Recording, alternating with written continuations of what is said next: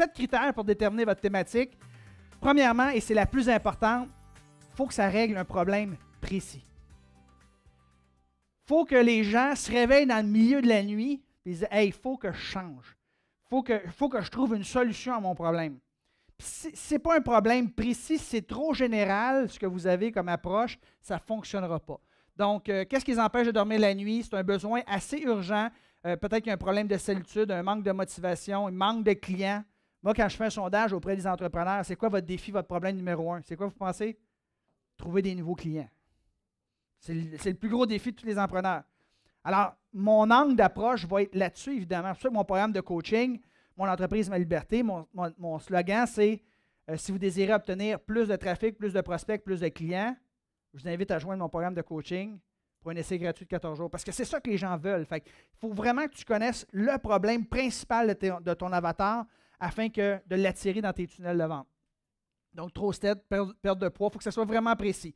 Deuxièmement, ça prend un angle d'approche qui est un peu différent. Ça prend une sous-niche, une spécialité. C'est hyper important. Si tu veux devenir un expert sur le développement personnel, Jean-François, on parlait de ça, le développement personnel, c'est trop général. Enfin, je vais être conférent en motivation, c'est trop général. C'est-à-dire que ça te prend une sous-niche. Et là, je donne des exemples de sous-niches, de spécialités également. Alors, tu dis, moi, je vais aider les gens à être plus en santé. Parfait, mais trouve-toi une niche vegan, comme Pénélope, keto ou diabète de type 2. Ça, c'est un problème. Ça empêche les gens de dormir la nuit. Ça empoisonne leur vie. Ils sont obligés de se piquer combien de fois par jour à cause de ça. Ça, là, ils sont prêts à payer pour trouver une solution à leurs problèmes. Parce qu'ils ont des problèmes de diabète de type 2. Mais juste d'être plus en santé, vous ne réussirez pas. Ça vous prend une sous-niche. Tu veux aider les gens, tu es un expert de la pêche, c'est une passion, pêche à la mouche, spécialité. Ça ne veut pas dire que tu ne pourras pas développer d'autres programmes éventuellement, mais spécialise-toi. Course à pied, triathlon, dessert, cuisine, magie pour enfants. Vous voyez, sous-niche, poker, il y en a un ici, c'est ça, poker? Poker en ligne. Versus poker, jouer au Texas Hold'em face à face. Ce n'est pas la même stratégie, ce n'est pas la même passion. Guitare électrique, succès, confiance en soi. Photo, ça pourrait être photo-portrait ou photo de femme enceinte, tiens. Vous comprenez l'importance d'avoir une sous-niche, d'avoir une spécialité? Moi, le gars qui a fait les couvertures de mes livres, Olivier, lui, il ne se spécialise, c'est un infographiste, mais il ne fait que des couvertures de livres. Alors, si j'ai le choix d'aller voir un expert pour faire la couverture de mon livre, je vais aller voir celui qui fait juste des couvertures de livres, c'est son expertise. D'ailleurs, ça fait longtemps que je n'ai pas écrit un livre. Ça fait 12 ans, je pense. J'en ai écrit 9 et je ne pense pas d'en écrire un autre un jour. J'ai mieux mettre mon temps, mon énergie à développer des programmes de formation en ligne qui, au lieu de vendre 19,97 un livre, je vais pouvoir le vendre 197 ou 997. C'est le même contenu. C'est le même contenu, c'est le même effort, c'est le même temps. C'est juste qu'au lieu de l'écrire, tu vas faire des vidéos. Tu vas le vendre bien plus cher. Puis tu vas avoir un plus d'impact chez les gens. Puis la plupart des gens, quand ils vont lire un livre, ils vont lire le premier chapitre puis ils arrêtent après. Business en ligne. Dans mon cas, ma niche, c'est l'entrepreneuriat, mais c'est de se partir une entreprise sur Internet. Sous-niche encore, en automatique. Parce qu'il y a des gens qui vont monter à partir d'une entreprise. Il y a des gens qui vont monter à partir d'une entreprise sur Internet, mais ils échangent leur temps contre de l'argent. Moi, je te montre à partir d'une entreprise sur Internet qui roule en automatique. Donc, sous-niche. Vous devez avoir des sous-niches comme ça. Faites de la peinture. Bon, comment peindre des animaux, par exemple. Faire de l'argent, les métaux précieux. Comment investir pour les gens de 55 ans et plus. Médias sociaux, vous pourriez être un spécialiste sur Instagram. Amour, rencontre, femme de 50 ans et plus. Vélo de montagne, dating, fitness, juste vous concentrer sur le ventre et les fesses. Parce que c'est ce que les gens veulent. Parce que c'est un programme général sur le fitness, juste vendre de fesses d'acier puis vendre de béton, je ne sais pas comment tu appelles ça. Marketing, storytelling. Vous pourriez dire être un expert en marketing. Moi, je suis un expert en storytelling. Il y a un des coachs aux États-Unis qui réussit le mieux, là, c'est un expert en vente. Mais c'est trop général, un expert en vente. Lui, c'est le referral coach. Sa spécialité, sa sous-niche, c'est les références. Puis il ne travaille que là-dessus, puis c'est un des conférenciers les plus en demande aux États-Unis. Donc, vous comprenez l'importance de la sous-niche. C'est important d'avoir une niche, mais d'avoir une sous-niche également. Troisième idée qui va vous aider à déterminer votre thématique, votre marché, ça prend un marché qui est assez grand, qui a assez de clients potentiels. Et on est chanceux. Hein. Au Québec, au Canada, il y a 8 millions de francophones, parce qu'il y a 1 million de francophones qui restent à l'extérieur du Québec. En France, ils sont combien? 70 millions, Martin? En fait, il y a à peu près 280 millions de francophones dans le monde.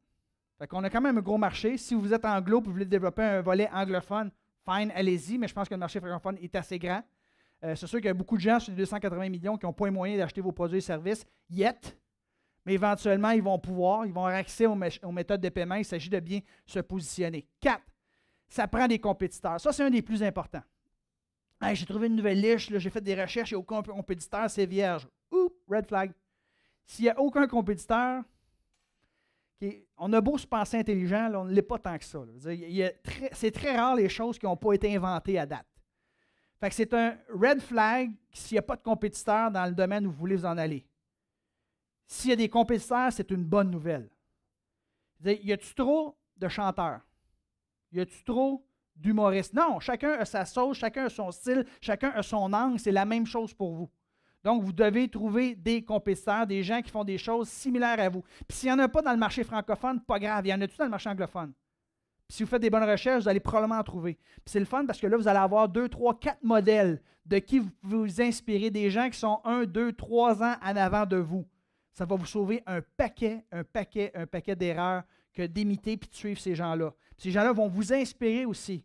Il ne faut pas les imiter, là. Faut pas, oui, tu peux les imiter, il ne faut pas dire exactement la même chose qu'ils font, puis prendre les mêmes couleurs, puis les mêmes. Non, mais tu peux t'inspirer de ces gens-là. Martin, définitivement, c'est un modèle pour moi, par rapport à ce qu'il fait. On n'a pas un modèle d'affaires pareil, mais il y a bien des affaires qu'il fait sur les médias sociaux. Je suis comme, waouh, je t'ai épaté. Puis Martin, lui, il y a Gary Vaynerchuk, qui est un de ses modèles. Tu peux le prendre dans le marché francophone, puis c'est un de mes modèles également aussi, là. Donc, c'est d'avoir plein de modèles qui font déjà à peu près ce que vous faites. Si ça n'existe pas, red flag. Un drapeau rouge, ce n'est pas un bon signe. 5.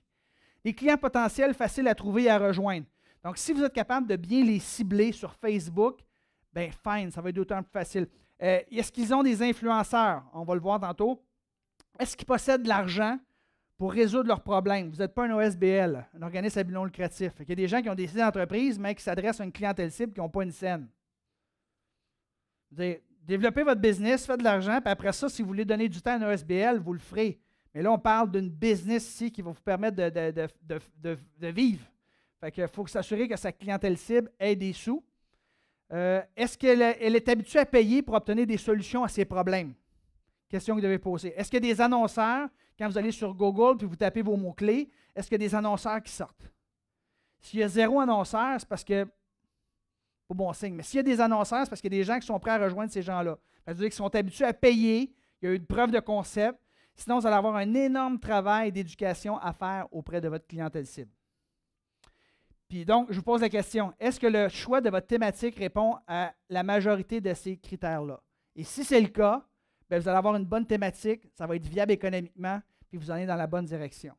Sinon, posez-vous la question. Pour ça, je dis toujours, identifiez votre top 3 thématiques, puis suite à l'évaluation de ça, vous décidez laquelle qui est la plus viable économiquement.